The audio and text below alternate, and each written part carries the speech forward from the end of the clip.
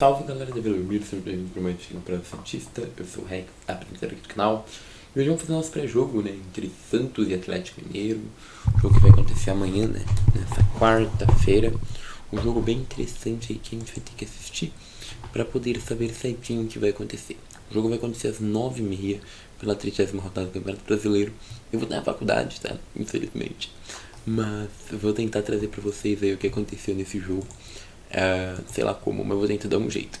Bom, basicamente esse jogo vai ter algum desfalque importante pro lado do Santos. Gabriel Carabarral foi liberado pela diretoria para acompanhar um familiar que está com um problema grave de saúde, então infelizmente ele não vai poder jogar. E basicamente o Orlando deve manter uma posição bem parecida com a que jogou no último jogo. Já o Atlético Mineiro também conta com os desfalques. Mariano e Rubens viram desfalque ao lado do Keno. E com isso eles perderam os laterais também importantes. E por conta dessas questões, o time do Atlético Mineiro deve vir jogando assim: Everson no gol, o Kuga na direita, Jefferson, Júnior Alonso e Dodô na esquerda, Dodô e Santos, né? Otávio, Alan e Zaratio, Pabon, aquele do Boca, muito bom, Hulk e Keno, né? O Keno tá aqui como possível jogador, mas inclusive se o Keno não... inclusive o Keno tá aqui, né? Não, é o Ademir, eu que escrevi errado, gente, perdão. Aqui deve jogar o Ademir, se não me engano, 19, tá? Se não estou enganado, se não for, peço perdão. Então, o Ademir deve jogar aqui no lugar do Keno, tá?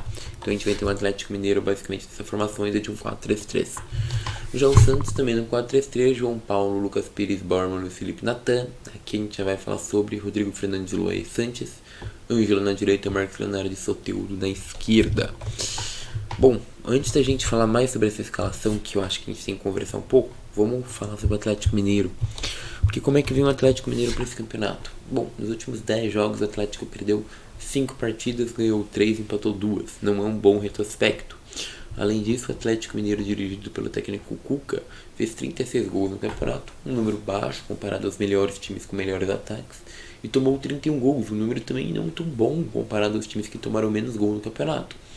Todavia, o time ainda tem 43 pontos, tá? Sendo 11 jogos, 11 vitórias, 10 empates e 8 derrotas. Comparado ao Santos, só tem 2 vitórias a mais. Ou seja, é um time que conseguiu bastante ponto empatando. Teve o mesmo número de empates que o Santos, só que 2 vitórias a mais do que o time do Santos. O Santos é um número que tem um número bem elevado de empates, né? Então a gente vê com o Atlético Mineiro também. O Atlético basicamente tem uma taxa de conversão de gol de 8% e 1,2 gol por partida, o que não é um número muito alto. Mas já é mais alto que o Santos, é claro. E tem uma taxa de 1,1 gol dado, né, digamos assim, ao adversário por jogo, o que aí já é um número um pouco mais alto, tá? Então basicamente não é um time tão forte defensivamente como, por exemplo, era o Internacional que a gente enfrentou na outra rodada. É um time que tem uma defesa muito mais flácida, digamos assim, que toma mais gols, mas que também tenta propor um pouco de jogo, mas fez menos gols no campeonato do que, por exemplo, o próprio Internacional que a gente enfrentou na última rodada. Então, acaba sendo um time bem equilibrado e resultadista. Às vezes tem se mostrado aquele time que tenta ganhar de 1-0, assim, ou 2-1 ali, digamos assim, e sair com esse placar pra casa, tá? Mas muitas vezes tem conseguido 1-1, tá? Bom, eu peguei alguns jogos e vou mostrar pra vocês os dados aqui de Atlético Mineiro e Fluminense, pra mostrar como que o Atlético Mineiro, é claro, contra o Fluminense é uma exceção, né? Porque eu até peguei que deixar ele aqui, foi um pouco de erro meu. Mas se a gente pegar o Atlético Mineiro e Palmeiras, por exemplo, a gente vê como o Atlético muitas vezes tenta ficar um pouco com a bola, né? 108%. Mas não é que ele ficar com a bola o tempo todo pra matar jogo, não. Muitas vezes eles têm que rodar a bola, mas tentam ir pro ataque sim. É um time bem direto. Então, o Atlético mesmo contra o Palmeiras fez de 6 chutes, 3 no gol, 3 grandes chances perdidas. Se pegar contra o Avaí, que o time perdeu também de 1-0, você vê que ele teve mais posse de bola, 61, chutando bastante também. E é um time que acaba perdendo muitas oportunidades. O Atlético Mineiro ele teria esse problema na minha visão de efetividade. Contra o Bragantino igual, ó, muita posse de bola, muitos chutes no gol, grandes chances criadas e tal. O único jogo que ele ganhou desses 3 foi contra o Fluminense, onde justamente ele teve menos posse, mas mesmo assim muito mais chutes. Então é um time que tenta manter a bola, né, consigo, mas mais do que manter a bola, tenta chegar ao gol. É um futebol bem objetivo, bem direto. Lembra o que o Cuca fez inclusive aqui no Santos, né? E bom, como é que esse time do Atlético Mineiro geralmente se posta? Vamos lá. Basicamente a gente tem o Pabon, o Hulk e o Ademir. o Cuca, ele tende a usar uma dupla lateral. Então se sobe o Pavão, vai subir o Guga. E aí vai subir o Ademir. Só que se sobe esses dois por aqui, o Ademir sobe fechando e o Hulk sobe fechando, tá? O Dodô vai ficar um pouco mais na retaguarda. O Zaratio também já vai entrando na área. O Otávio fica um pouco mais na retaguarda. O Gemerson também, o Alonso também. E o Alan vai preenchendo aqui esse meio de campo.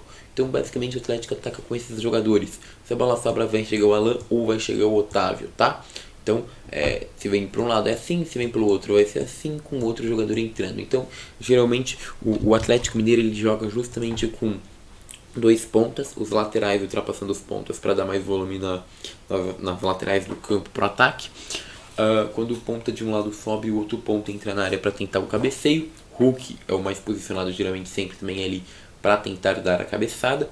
Os dois volantes mais retaguardas, um geralmente fica um pouquinho mais e o outro tenta fazer um controle do meio de campo e aproveitar as sobras. E o meia central, que no caso é o Zaratio, ele entra também na área para ser mais participativo nesses momentos. Só que às vezes também acontece de um dos volantes, vamos falar, o Otávio entra na área e o Zaratio fica um pouco mais atrás para ter mais visão do jogo. Isso também acontece algumas horas na partida do Cuca, tá? E beleza, esse time é bom para enfrentar o Atlético Mineiro? Na minha visão é, porque o Atlético tem essa questão de subir os laterais, então o Santos teria bastante escape com o Soteldo e Ângelo. Isso é uma coisa que eu gostei. O problema é que se o ataque é bom, o meio de campo do Santos é ruim. Porque basicamente o Otávio sabe sair jogando, o Alan sabe sair jogando e o Zaratio também.